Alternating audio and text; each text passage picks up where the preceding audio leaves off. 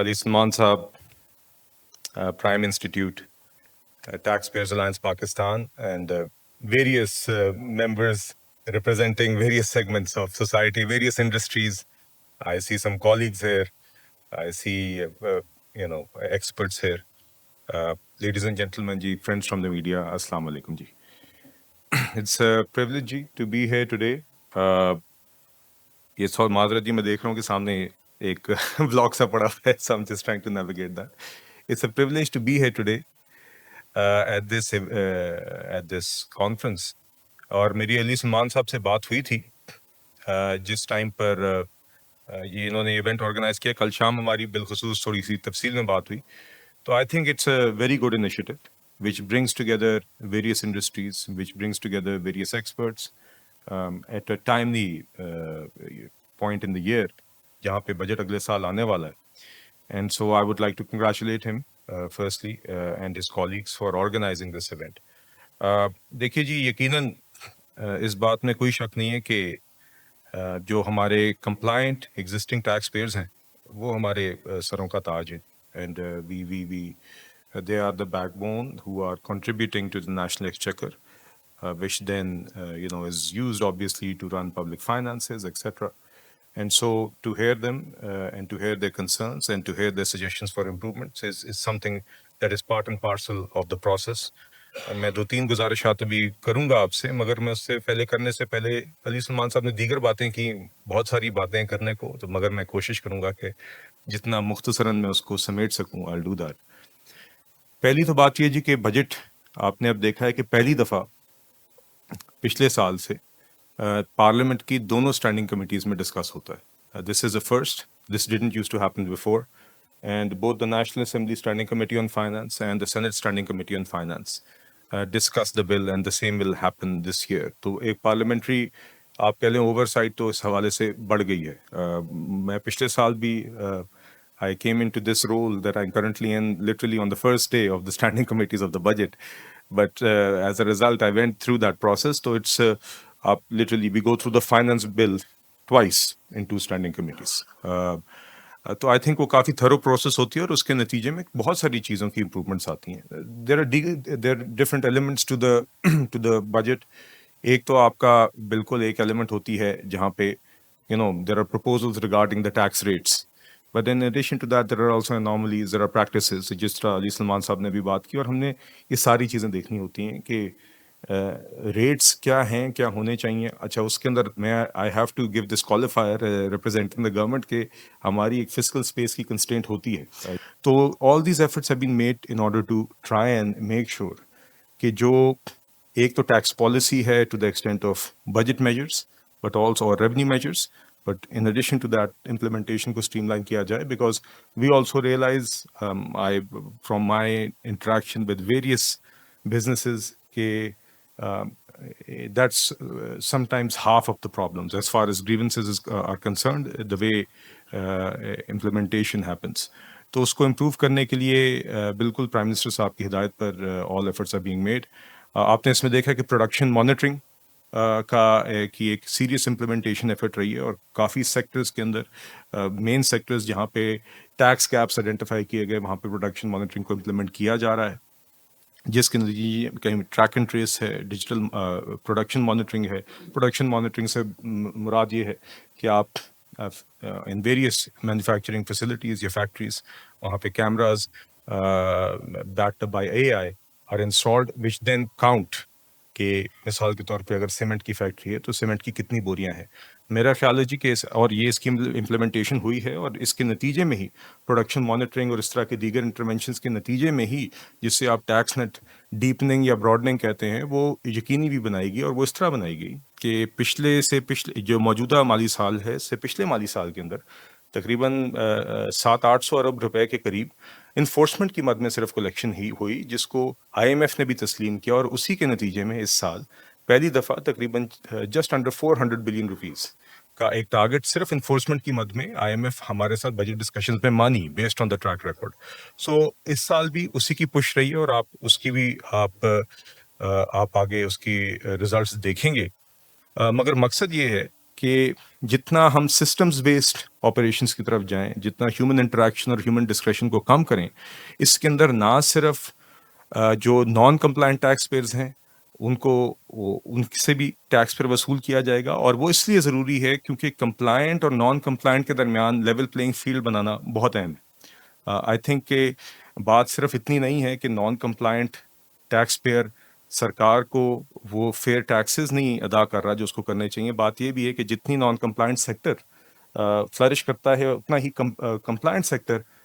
کی کمپیٹیونیس متاثر ہوتی ہے، اس کی جو کاسٹ ڈفرنس ہے وہ انفیئر ہو جاتا ہے، اور تو اسی لیے it's important for multiple reasons کہ ہم اس کو ایڈریس کریں۔ دوسری بات یہ ہے کہ جب آپ پروڈکشن مانیٹرنگ کی طرف جاتے ہیں، جب آپ اس طرح کے سسٹمز انسٹال کرتے ہیں، تو آئی فیل کہ کمپلائنٹ ٹیکس پیئر کو کے لیے ایکچولی یہ ایک اچھی انٹروینشن اس لیے ہوتی ہے بیکاز جو بھی آپ نے اپنی آؤٹ پٹ کے اوپر کوئی بحث نہیں رہتی، اگر ایک سسٹم اس کو کاؤنٹ کر رہا ہے تو نہ کوئی کوئی آفیسر آ کے ایف بی آر کی طرف سے اس کو اوور اسٹیٹ کر سکتا ہے، اور نہ ہی کوئی کاروبار انڈر اسٹیٹ کر سکتا ہے، تو اسی لیے آئی تھنک وہ جو ایک وقت لگتا ہے یا اس میں کوئی عنصر جو ہوتا ہے ڈسکریشن کا وہ ختم ہو جاتا ہے، اور ایک فیکٹ بیسڈ ایک چیز آپ کے سامنے آ جاتی ہے۔ میں ایک اور بات ضرور کہنا چاہوں گا جی کہ دیکھیے، ایک طرف تو آپ کی ٹیکس پالیسی ہے وہ بھی آپ کے سامنے آئے گی، مگر ساتھ ہی ساتھ آپ نے دیکھا ہے کہ حکومت نے پچھلے سال نیشنل ٹیرف پالیسی کا بھی اطلاق کیا تھا، جو کہ ایک 5 سالہ ٹیرف پالیسی ہے، جس کے نتیجے میں درجہ بدرجہ 5 سال کے دورانیے میں custom duties, regulatory duties, additional custom duties کو ریڈیوس کرنے کا ایک پاتھ سیٹ ہوا، اس کے پہلا سال کا اختتام ہونے والا ہے، اور بنیادی مقصد یہ ہے کہ ہمارے ٹیرف بیریئرز ٹریڈیشنلی بہت ہائی رہے ہیں، اور اس ٹائم پہ منطق یہ رہی کہ یہ بیریئرز ہائی رکھیں گے تو ایک پروٹیکشن حاصل ہوگی جس سے ایونچولی وہ فلرش ہوگا۔ ہمارے خیال سے وہ شاید اتنا مؤثر نہیں رہا جو اس کے مقاصد سے، اور after lot of analysis and debate and various studies that were done, ہم اس نتیجے پر آئے کہ دا وے فارورڈ اس کے ہم ٹیرفس کو ریڈیوس کریں، معیشت میں کمپیٹیونیس بڑھے، اور بالخصوص جو آپ کے را مٹیریلز ہیں، جو آپ کی مشینری ہے جو فیکٹریوں میں لگتی ہے، اس کے ٹیرفس بالخصوص پہلے کم ہوں، تاکہ آپ کی کاسٹ آف پروڈکشن کم ہو، تاکہ آپ کی ایکسپورٹس بڑھ سکیں، اور آپ کی معیشت کے اندر ایک کمپیٹیونیس آ سکے، اور اس کے نتیجے میں جو آپ کی شہری ہیں ان کو بہتر چیز بہتر قیمت پر بھی میسر ہو سکے۔ تو پہلا سال اس کا گزر گیا ہے، اور اگلے 4 سال ابھی رہتے ہیں، جس کے اندر eventually the end state after the 5 years is کہ آپ کے ریگولیٹری ڈیوٹیز کا مکمل خاتمہ، ایڈیشنل کسٹم ڈیوٹیز کا مکمل خاتمہ، اور کسٹم ڈیوٹیز کے آپ کے 4 سلیب رہ جائیں گے، جو کہ 0، 5، 10 اور 15، تو 15% کا آپ کا اس کا میکسیمم ریٹ رہے گا۔ تو اور مگر ہم ساتھ ساتھ یہ بھی سمجھتے ہیں کہ جب آپ اس طرح کی پالیسی لے کے آتے ہیں اور اس میں لبرلائزیشن ہوتی ہے آف ٹیرفس، تو ساتھ ہی ساتھ اس میں جو سیف گارڈز انڈسٹری کے درکار ہوتے ہیں، چاہے وہ ڈمپنگ ہو یا whatever safeguards are needed, وہ میکنزم بھی روبسٹ ہونا ضروری ہے۔ اسی لیے پرائم منسٹر صاحب نے نیشنل ٹیرف کمیشن کے ریفارمز کے اوپر خود پریزنٹیشنز لیں، ابھی وہاں پہ بھی got a new chairman NTC، اور اس کو جو بھی وسائل درکار ہیں کہ وہاں پہ اس کی انٹرنل کیپیسٹی بڑھائی جائے، both to analyse data, to assist the tariff policy board, and then to expeditiously and in a really qualitative manner یا in an analytical manner کہ وہ جو بھی petitions ان کے پاس ہیں اس کو سن بھی سکیں، ایڈریس بھی کر سکیں، اور فیئرلی اور جلدی ڈسپوز آف کر سکیں، تو اس کی کیپیسٹی بلڈنگ کو بھی پرائم منسٹر آفس سے پش دیا جا رہا ہے۔ ساتھ ہی ساتھ بات ہوئی کہ we are all working towards trying to document the economy, digitize the economy، تو اس کے اندر پرائم منسٹر صاحب کا کیش لیس پاکستان انیشیٹو ہے۔ I am a member of that committee. The Prime Minister chairs that committee himself. میں اکثر prime minister صاحب کی ہدایت پر اس کی ایک آپ کہہ لیں کوآرڈینیشن کرتا ہوں، جس میں اسٹیٹ بینک بھی ہے، IT منسٹری بھی ہے، فائنانس ڈویژن بھی ہے، اور مختصراً اس کی زیادہ تفصیلات میں جائے بغیر میں اتنا بتانا چاہوں گا کہ اس کے اندر بہت زیادہ پوش ہے کہ ہم ڈیجیٹل پیمنٹس کی اڈاپشن اور انوویشن پر بھی اسپیسیفک ٹارگیٹس ہیں جو لاک ہوئے میں ہیں، چاہے وہ QR کوڈ پیمنٹس کو پش کرنا ہو، چاہے وہ active banking digital banking users کو پش کرنا ہو، چاہے وہ number of digital transactions annual کو پش کرنا ہو، اس کے اسپیسیفک ٹارگیٹس ہیں جو کہ اچیو بھی کیے جا رہے ہیں۔ ساتھ ہی ساتھ گورنمنٹ پیمنٹس کی ڈیجیٹائزیشن کا ایک سیپریٹ پلر ہے، جس میں ساری وفاقی اور صوبائی پیمنٹس کو ڈیجیٹائز کرنے کے اہداف طے کیے گئے ہیں، اور ہدف یہ ہے کہ اس اس کیلنڈر ایئر کے اختتام یا کم از کم آئندہ آنے والے مالی سال کے اختتام تک ساری گورنمنٹ اور provincial payments should be completely digitise, which means کہ حکومت اگر کسی بھی شخص کو پے کر رہی ہے، چاہے وہ وینڈر ہے، چاہے وہ امپلائی ہے، چاہے وہ پینشنر ہے، تو وہ پیمنٹ ڈیجیٹلی جائے گی. یہ چیک ایشو نہیں ہوگا، یہ نہیں ہوگا کہ ایک طرف پہلے بینک ٹرانسفر کی گئی پھر بٹن دبایا گیا. It will be fully digitise, جس کے لیے راست کی ریلز کو استعمال کیا جا رہا ہے. سو دا پرپز از کہ fully digital payments, only digital payments for government to person. آپ کے جتنے بھی پیمنٹس ہیں پرسن ٹو گورنمنٹ، جہاں پہ شہری حکومت کو پے کر رہا ہے ٹرانسفر فیس کے لیے، ٹرانسپورٹ کے لیے، کسی بھی چیز کے لیے، نادرا میں ویریور،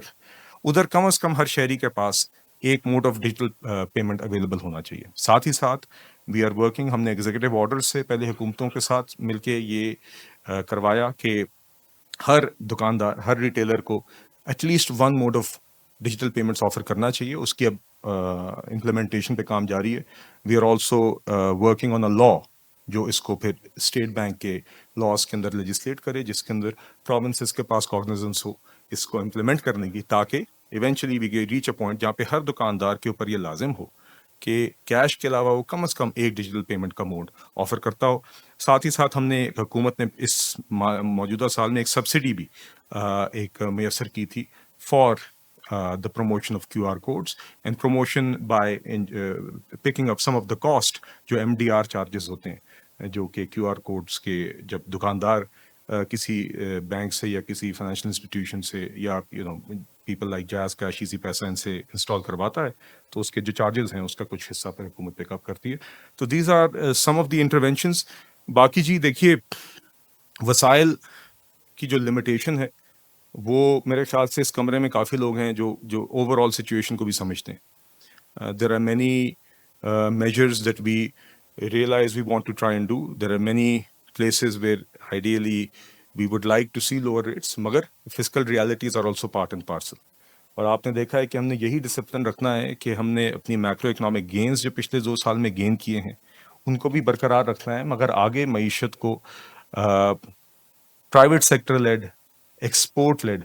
سسٹینیبل اکنامک گروتھ کی طرف لے کے جانا ہے. جس کا مطلب یہ ہے، یہ انگریزی کے فقرے لوگ سمجھتے ہیں کہ ہر دفعہ آ کے لوگ دہرا جاتے ہیں، مگر بنیادی مقصد یہ ہے کہ جب بھی آپ کی معیشت کی گروتھ 4% سے اوپر جائے تو پہلے کی طرح یہ نہ ہو کہ آپ کے فارن ایکسچینج ریزروز بڑھنے کے بجائے کم ہونے شروع ہو جائیں اور ایونچولی آپ کو پھر سے معیشت کو بریکس اس لیے لگانی پڑیں چونکہ آپ کے فارن ایکسچینج ریزروز کا اختتام ہو گیا یا وہ کم ہو گئے ہیں، ڈپلیٹ ہو گئے ہیں، خطرناک لیولز پہ آ گئے ہیں. ماضی میں یہی ہمارے بوم و بس سائیکلز ہیں، اور اب ان میکرو اکنامک اسٹیبلٹی گینز کے اوپر بلڈ کرتے ہوئے حکومت کا یہ ارادہ ہے کہ ہم ایک ود لیزر فوکس ایکسپورٹس کی گروتھ پر فوکس کریں، اور پالیسیز میں بھی اگر پرائرٹائزیشن کرنی پڑے تو فرسٹ اینڈ فارموسٹ ہم انشور کریں کہ ایکسپورٹ، جو چیز ہماری ایکسپورٹس بڑھا سکتی ہے اس کو سب سے پہلے پرائرٹائز کیا جائے، تاکہ آگے ہماری ایکسپورٹ کی بیس بھی بڑھے، ایکسپورٹ کی ڈیورسفیکیشن بھی ہو، پروڈکٹس کی بھی ڈیورسفیکیشن ہو، مارکیٹس کی بھی ڈیورسفیکیشن ہو. تو اس کے حوالے سے آپ آگے ایک فوکس دیکھیں گے. ساتھ ہی ساتھ انکلوسیو اکنامک گروتھ ہونی چاہیے، جو کہ صرف ایک خاص طبقے کو ہی صرف وہ اس سے مستفید نہ ہو. اس اکنامک گروتھ کے اثرات نچلی سطح تک پہنچے، ہر شہری وہ اس کو محسوس کرے. آپ نے دیکھا ہے کہ ابھی موجودہ جو خطے میں جنگ ہے اس کے نتیجے میں اپنے اکنامک چیلنجز اس نے جنم دیے ہیں، جو کہ صرف پاکستان ہی نہیں، دنیا کا کوئی ملک ایسا نہیں ہے جو اس سے متاثر نہیں ہوا. اسٹریٹ آف ہارموز کی کلوجر سے یا اس میں رکاوٹوں کی وجہ سے جو اثرات ہیں وہ سب کے سامنے رہے ہیں، اور اس کے نتیجے میں جو تیل کی قیمتوں پر اثرات رہے. تو پاکستان نے مگر اس دورانیے میں اس کو جتنے بہتر انداز سے ہو سکتا ہے مینیج کیا ہے. پرائم منسٹر صاحب نے بڑا پروایکٹیولی جب یہ کانفلکٹ سٹارٹ ہوئی تھی اکنامک ٹیمز کو ڈائریکشن دی تھی، اور ڈے 1 سے چاہے وہ پیٹرولیم سٹاکس کی اویلیبلٹی تھی، چاہے وہ اوور آل اپنے میکرو اکنامک ہمارے انڈیکیٹرز تھے، ان سب کو دیکھنے کا، مانیٹر کرنے کا، انشور کرنے کا کہ ہم اس کو بہتر طریقے سے مینیج کر سکتے ہیں، اس کی ہدایات بھی دیں. اور ساری ایک کمیٹی بھی بنائی جس میں دیگر حکومتی وزراء نے بیٹھ کے روزانہ اس کو مانیٹر کیا. اور بنیادی وجہ یہ ہے کہ ہم ان مشکل معاشی چیلنجز کو جو بالکل انفورسین تھے، ہم اس لیے ویدر کر سکے کیونکہ ہم نے وہ کچھ بفرز بنائے تھے پچھلے 2 سال میں اپنے میکرو اکنامک اسٹیبلٹی کے گینز کے نتیجے میں، جس کے نتیجے میں ہم ویدر کر سکے. بہرحال ابھی ہم اس کو مینیج کریں انشاءاللہ. اللہ نے خیر کی تو آگے اگر یہ جنگ خطے میں کنکلوڈ ہو جائے گی تو ہم آگے چاہیں گے کہ ہم میکرو اکنامک اسٹیبلٹی جو ہم نے گین کی ہے اس پہ آگے بلڈ کریں اور آگے آپ سسٹینیبل اور اکنامک سسٹینیبل اور ایکسپورٹ لیڈ گروتھ کی طرف ہم معیشت کو لے کر جائیں اور انشاءاللہ وہ اس کی طرف آپ کو پش نظر آئے گا. میں 1-2 چیزیں آپ کو بتانا چاہوں گا کہ دیکھیے جہاں پہ حکومت کاسٹ آف ڈوئنگ بزنس کم کر سکتی تھی وہاں پہ حکومت نے اس مالی سال کے دوران پرائر ٹو دا بجٹ بھی کیا. آپ جانتے ہیں کہ there is a fund called the export development fund جس میں پہلے 0.25% of turnover of export proceeds اس فنڈ میں جاتا تھا. تو حکومت نے پورا سال پرائیویٹ سیکٹر کے ساتھ مشاورت مستقل رکھی. پرائم منسٹر صاحب نے خود 8-9 ورکنگ لیول گروپس بنائے جو کہ دیگر موضوعات پہ تھے جس کی انہوں نے صدارت یا chairperson ship I should say instead وہ انہوں نے پرائیویٹ سیکٹر کے حضرات کو دی جس میں حکومتی لوگ بھی موجود تھے. اور انہوں نے taxation, energy, industrialisation, agriculture, I T, tariffs, ports, ان سب ایشوز کے اوپر سیپریٹ ورکنگ گروپس نے کام کیا. وزارتوں نے ان کو اسسٹ کیا اور ان سب پھر ورکنگ گروپس نے اپنی تجاویز پیش کی. اور اس میں سے ایک مثال میں آپ کو یہی دوں گا کہ اے ڈی ایف کے حوالے سے ایک اسپیسیفک ورکنگ گروپ بنا. اس کی 2 تجاویز تھیں کہ ایکسپورٹ ڈیولپمنٹ سرچارج کو ابالش کیا جائے اور ایکسپورٹ ڈیولپمنٹ فنڈ کو پرائیویٹ سیکٹر لیڈ کیا جائے. حکومت نے اسی سال کے دوران یہ دونوں کام کیے. This is just to give you an example of where we have continuously worked with the private sector to try and make sure کہ جو ہم ایشوز ریزالو کر سکتے ہیں وہ ساتھ ساتھ کریں. اور اسی لیے اب یہ فنڈ بھی پرائیویٹ سیکٹر لیڈ ہے اور وہ جو 0.25% مینڈیٹری ایکسپورٹ پروسیڈز میں سے ڈیڈکشن تھی وہ بھی اب نہیں ہو رہی. اسی طرح ہم نے ابھی recently E F S scheme ہے جس کے اندر ایک مدت ہوتی تھی 9 مہینے کی یوٹیلائزیشن پیریڈ کی. ہم نے انڈسٹری کے ساتھ بیٹھ کے اپنے منسٹری آف کامرس کسٹمز کے ساتھ بیٹھ کے ڈیٹا کو انالائز کر کے اس کی مدت اب 18 مہینے بڑھائی ہے جس سے تقریباً 8,000 جی ڈیز جو وہاں پہ دیور اسٹک وہ اب دے کین بی یوٹیلائزڈ. تو کہنے کا مقصد یہ ہے کہ یہ ایک مستقل ایک سفر رہا ہے جس کے اندر کنٹینیوس انگیجمنٹ رہی ہے. پرائم منسٹر صاحب کی ہدایت پر ایس آئی ایف سی میں after every month and a half I have been meeting the presidents of all chambers تاکہ ان کے ایشوز ہم وہاں پر سنیں اور ریزالو کریں. And when the next meeting would start ہم پھر سے پچھلی میٹنگ میں کیے گئے فیصلوں پہ عمل درآمد سے شروع کرتے تھے اور سارے دیگر اہم جو ریلیونٹ محکمے ان کی وہاں پہ ریپرزنٹیشن ہوتی تھی. تو these are just a few examples. باقی جی میں I just thought I'd use this opportunity to share these updates because I hope that this will also help inform some of the debate you have over the next couple of days. And I'm certain کہ اس کے بعد ہم budget کے دوران بھی آپ کافی ایک robust conversation ہوگی ریگارڈنگ دا بجٹ. میری صرف اتنی آپ سے گزارش ہوگی علی سلمان صاحب سے کہ آپ اس کانفرنس اس کنونشن کے نتیجے میں آپ کی جو بھی یہاں پہ ریکمنڈیشنز بنتی ہیں آبزرویشنز بنتی ہیں اس کا اگر ہمیں to me and our tax policy office اگر آپ اس کا ہمیں خلاصہ with the points of views of the various groups represented here sorry